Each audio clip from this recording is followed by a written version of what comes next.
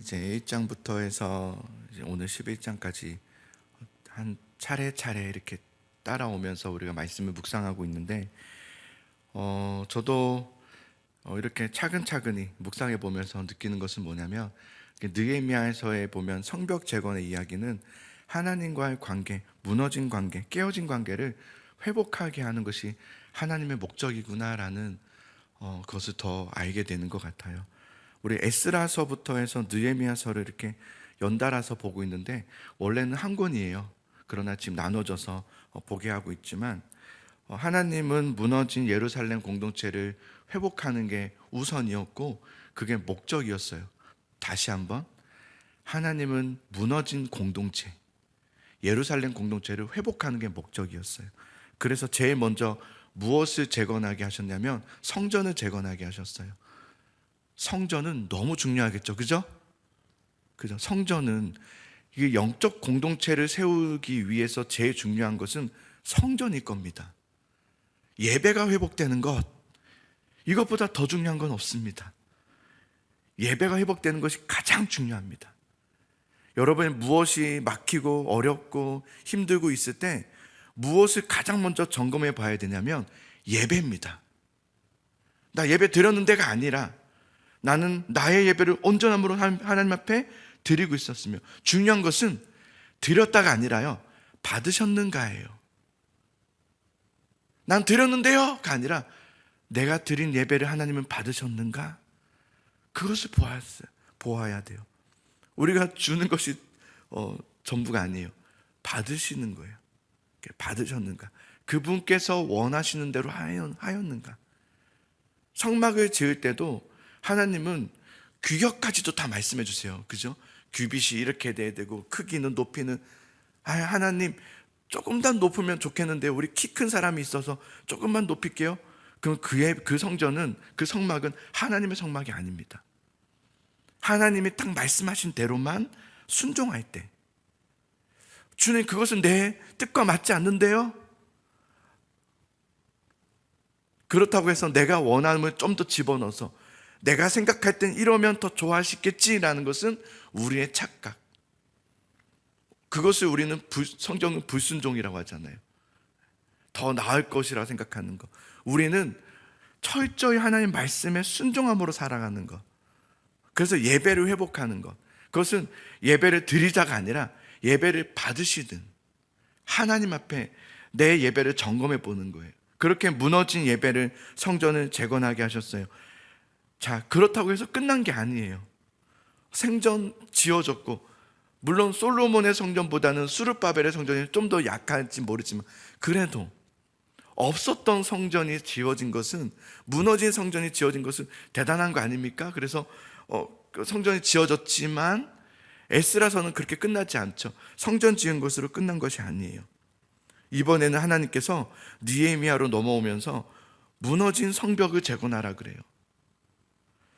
우리가 흔히 생각하기 쉬운 것은, 아니 성전이 잘 지어지면 되는 거 아닌가? 예요.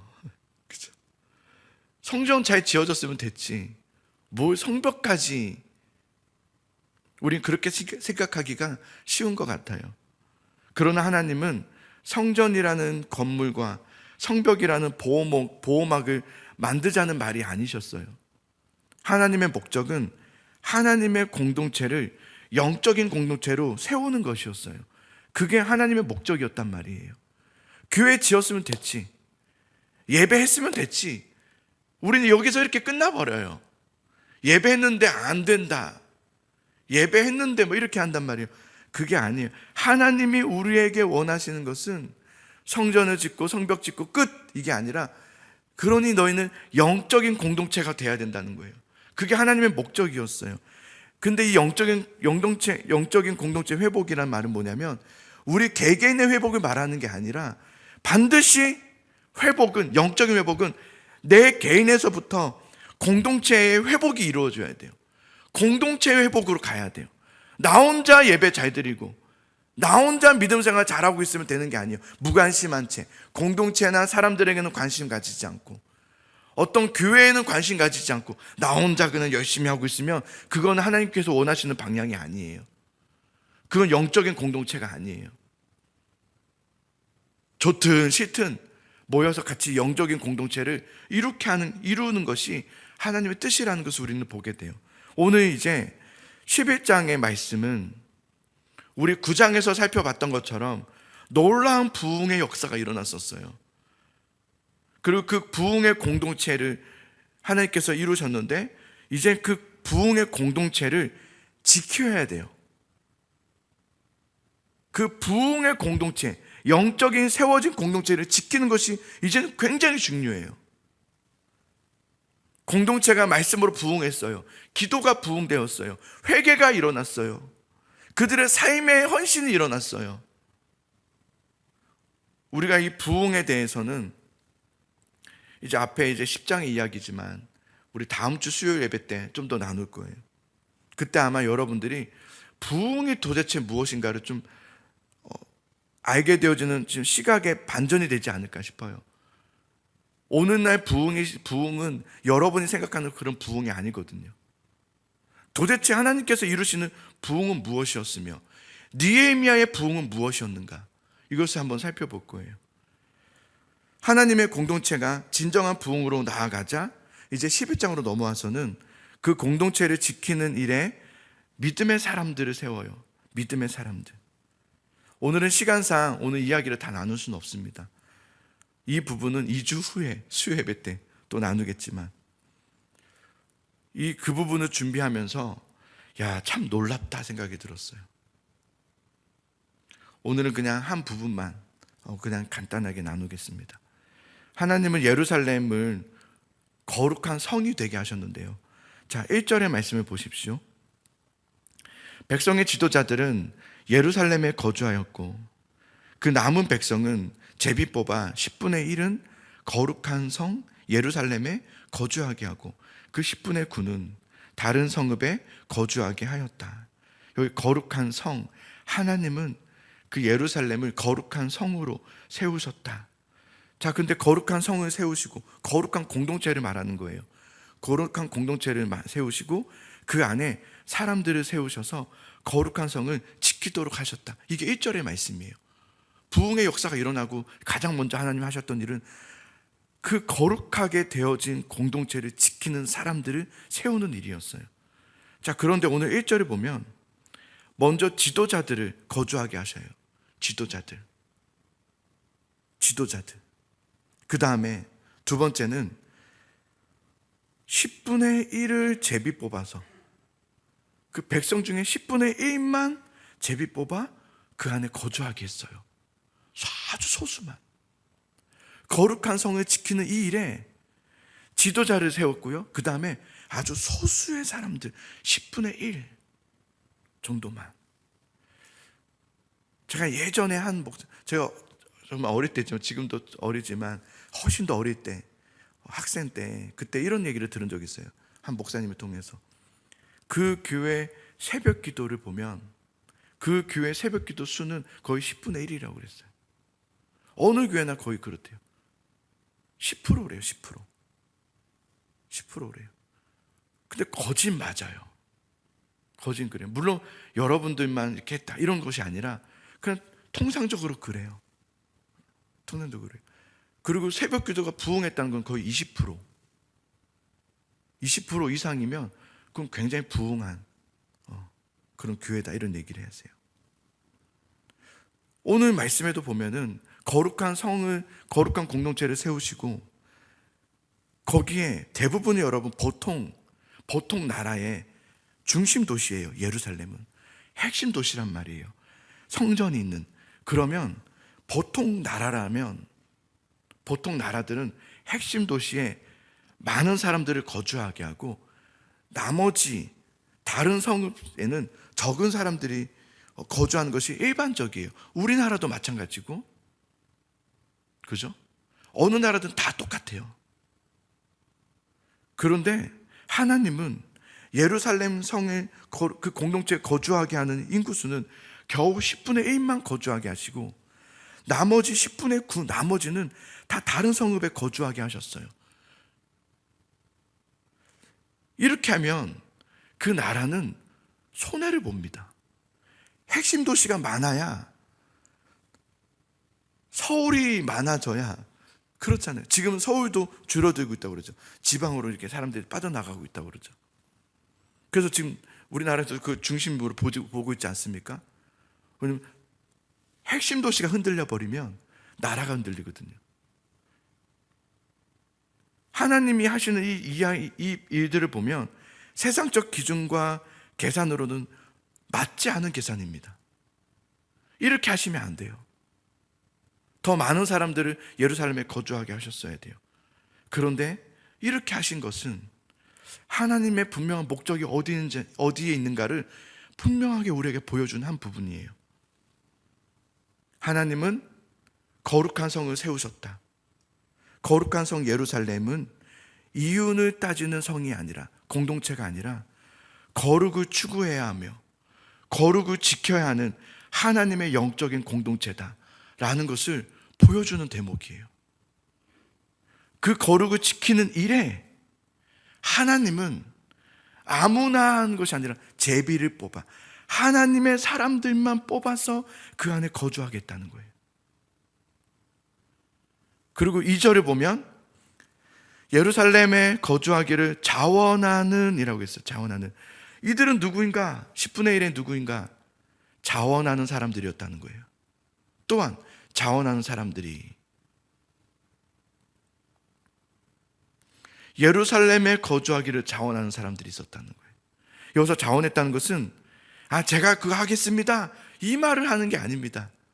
그거 제가 한번 하죠, 제가 한번 헌신해 보겠습니다, 이런 얘기를 하는 게 아니라, 참여하는 이런 얘기를 하는 것이 아니라 나다브라는 말인데요. 이 자원한다, 이 나다브라는 단어가 무슨 뜻이냐면 아낌없이 드린다라는 말이에요. 아낌없이 드린다. 그러니까 자원한다 하는 것은 제가 거기 한번 해볼게요, 이런 말을 하는 게 아니라 하나님께 자신의 삶을 드린 사람들을, 하나님께 내 삶을 드린 사람들을 하나님은 거주하게 하셨다는 거예요. 한번 해볼게요, 그 정도가 아니에요. 하나님께 자신의 삶을 드린 사람들이 있는 거예요. 지금 영적인 부흥이 일어났어요. 그러나 그 중에서도 다 막 난리 났잖아요. 9장 10장 봤잖아요. 난리 났지만 그 중에서도 하나님께 자신의 삶을 정말 드린 사람들, 여기서 번제 같은, 나를 드린 거예요. 하나님, 나를 드립니다, 내 삶을 드립니다. 하나님의 전부인 사람들, 세상의 어떤 가치에 흔들리지 않는 거예요. 내가 이만큼 했는데 왜 인정 안 해주는 거야, 이런 저런 사람들은 들어오지 못해요. 내가 그래도 몇 번 기도했는데, 이런 사람들은 안 돼요. 정말 하나님 앞에 내 삶을 드려서 자신의 인생과 삶을 아낌없이 하나님께 드린 그 사람들을 여기서는 자원하는 사람들이라고 말해요. 하나님은 그러한 믿음으로 진정하로 헌신된 사람들을 통해서 하나님의 성, 거룩한 성 공동체를 지키게 하셨다는 것을 보게 돼요. 오늘 우리가 이 말씀을 보면서, 시간이 갔기 때문에 여기까지만 하고요, 이 말씀을 우리가 지켜보면서 우리 좀 기도해 보면 좋겠어요. 우리 교회가 아니라 나예요. 나는 하나님이 보실 때 자원하는 사람입니까? 난 주가 나를 보셨을 때 어떤 이 거룩한 공동체를 지키는 일에 하나님을 쓰기를 원하시는데, 나는 과연 자원된 사람입니까? 아니면 거기 끼지도 못하는 10분의 9의 한 사람들입니까?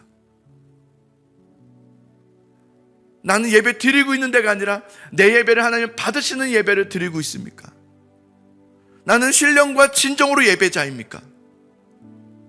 너희는 영과 진리로 예배할지니라 하셨는데,